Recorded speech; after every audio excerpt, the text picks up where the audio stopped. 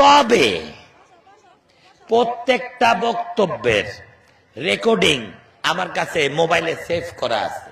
আমার আশাটিটি সেন্টারের নেতা কর্মীদের প্রচন্ড চাপ, প্রতিনিয়ত টেলিফোন আসতেছে, তাদেরকে সেন্টারে ঢুকতে দেবে না, এজেন্ট দিতে দেবে না, প্রকাশ্যে ভোট সিল মেরে নেবে।